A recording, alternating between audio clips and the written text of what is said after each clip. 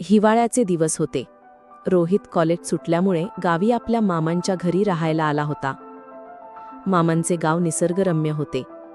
रोहितचे लक्ष अभ्यासात असायचे, त्यामुळे तो शांतपणे आपला वेळ घालवत होता. त्या दिवशी घरात फक्त मामी आणि रोहित होते. मामींनी रोहितला सांगितले, "रोहित, आज तुझे मामा शेतावर गेले आहेत. मला त्यांच्यासाठी जेवणाचा डबा घेऊन जायचा आहे आणि सोबतच म्हशीलाही शेतावर घेऊन जायचे आहे. तू माझ्यासोबत चलशील का?" रोहितने आनंदाने होकार दिला. दोघेही शेताच्या दिशेने निघाले. शेतावर पोहोचताच चहूबाजूला पसरलेली हिरवीगार मोहरीची झाडे आणि पिवळी धमक फुले पाहून मन प्रसन्न होत होते. मामा तिथे आधीच झाडाच्या सावलीत विसावले होते.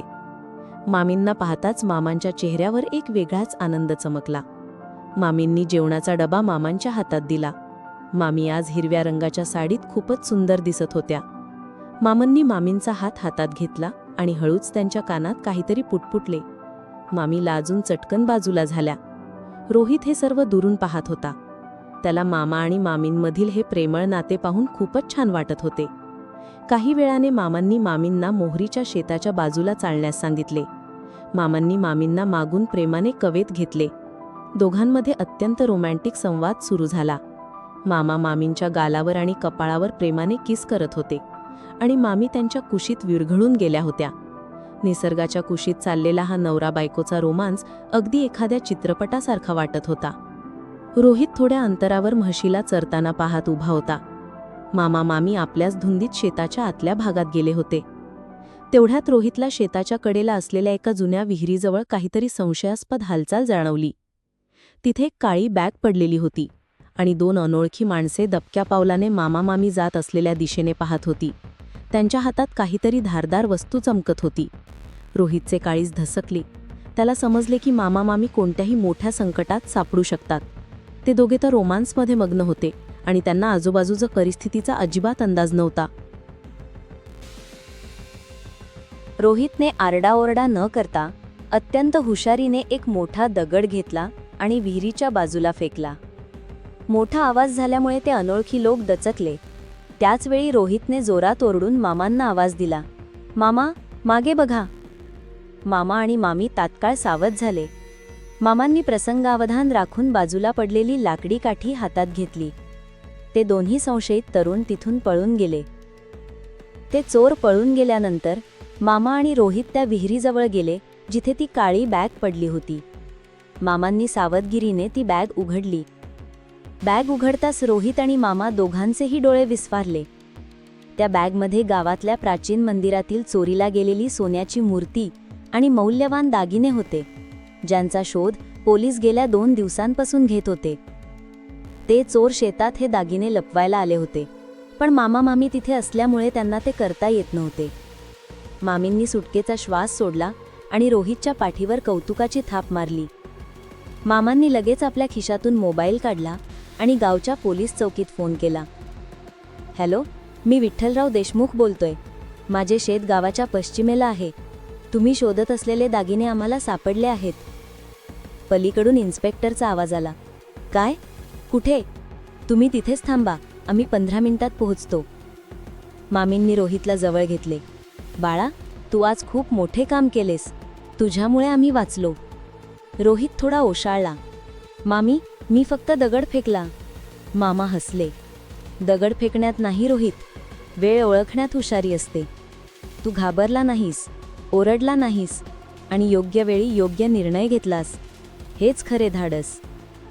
थोड्याच वेळात इन्स्पेक्टर कदम आणि 2 हवालदार जीपमधून धावत आले. त्यांनी बॅग ताब्यात घेतली आणि सर्व दागिने मोजले. "हे सर्व जिन्सी बरोबर आहे," इन्स्पेक्टर कदम म्हणाले. "मंदिराच्या विश्वस्तांनी यादी दिली होती, त्यानुसार एकही वस्तू कमी नाही." मग त्यांनी रोहितकडे वळून विचारले, "ते 2 संशयित कसे दिसत होते? तू नीट पाहिलेस का?" रोहितने शांतपणे सांगितले, "हो सर. एकाने लाल चेक शर्ट घातला होता. उंची माझ्यापेक्षा थोडी जास्त होती.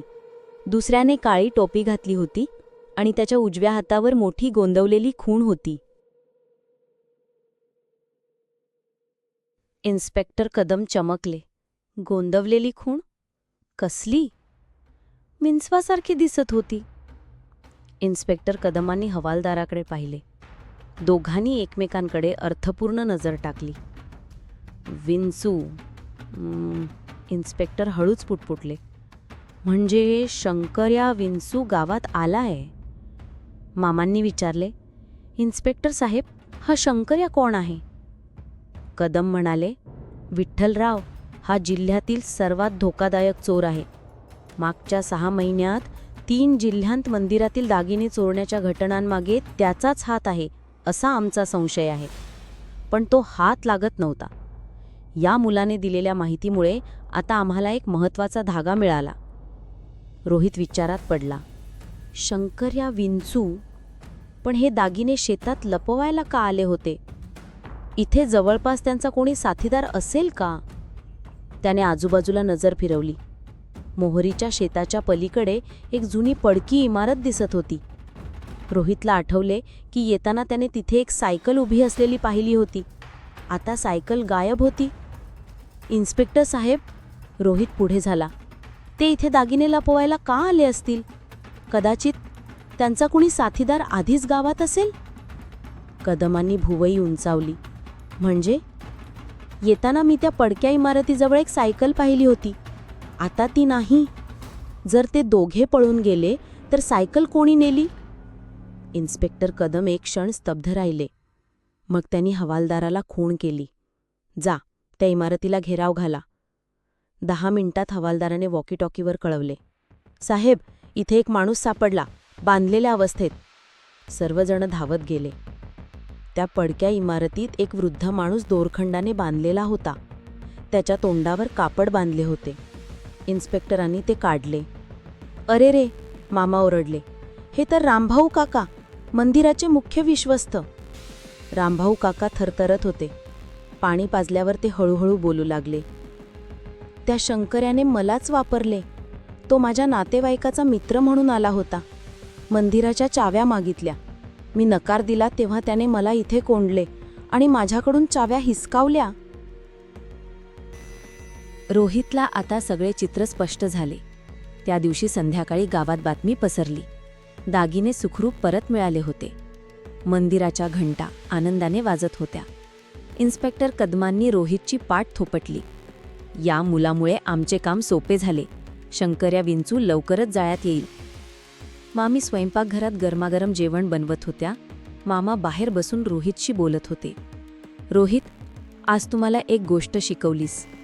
कोणती मामा? मामा हसले.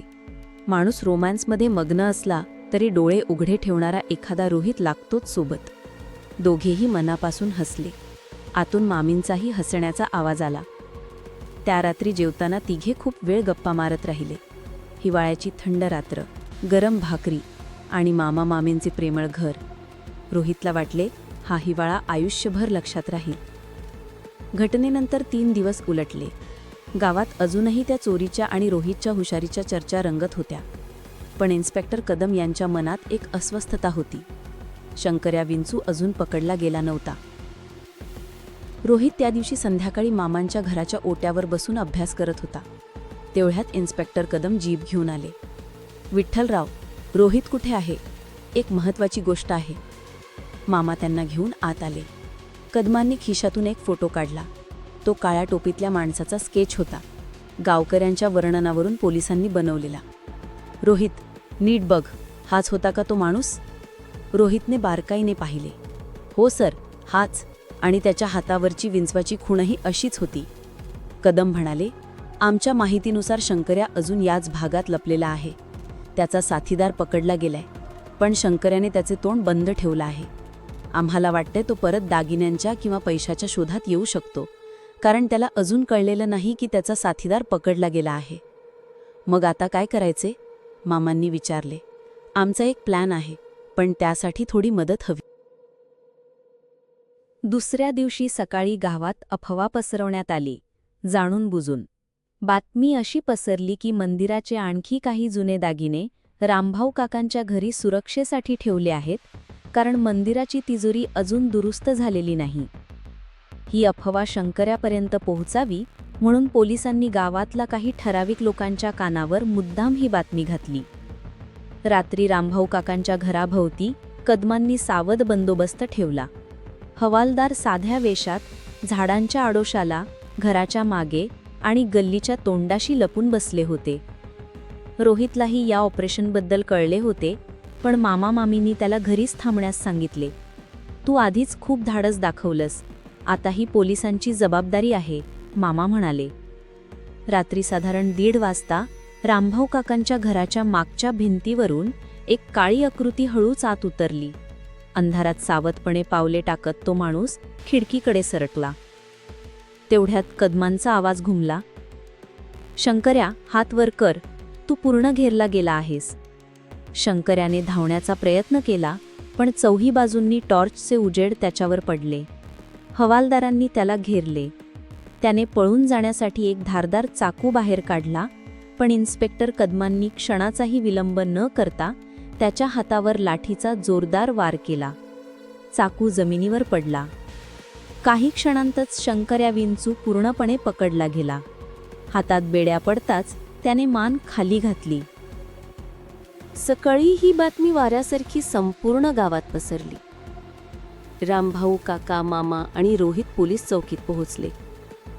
इन्स्पेक्टर कदम हसत म्हणाले, शंकर्याने सगळी कबुली दिलीये. गेल्या 6 महिन्यांतील 3ही चोऱ्या त्यानेच केल्या होत्या. आता तो बरीच वर्ष तुरुंगातच राहील. मग ते रोहितकडे वळले. आणि हो, तुझ्यामुळेच हे सगळं शक्य झालं. तुझं निरीक्षण, तुझी हुशारी हे वयाच्या मानाने विलक्षण आहे. तू मोठा झाल्यावर पोलीस खात्यात येण्याचा विचार कर. रोहित लाजून हसला. विचार करेन सर. गावकऱ्यांनी मंदिरात एक छोटा कार्यक्रम आयोजित केला. सोन्याची मूर्ती पुन्हा यथास्थिती बसवण्यात आली. गावातील वडीलधाऱ्यांनी रोहितचा सत्कार केला. त्याला शाल आणि श्रीफळ देऊन गौरवण्यात आले. मामी डोळ्यात पाणी आणून म्हणाल्या, माझा भाचा खरंच हिरो निघाला. मामा अभिमानाने म्हणाले, रक्ताच्या नात्यापलीकडे आज त्याने आपलं कर्तव्य निभावलं. असा मुलगा घरात असणं ही आमची पुण्याई. त्या रात्री घरी परतताना रोहितने आकाशातल्या चांदण्यांकडे पाहिलं. हिवाळ्याची सुट्टी संपून आता कॉलेजला परतायची वेळ जवळ आली होती.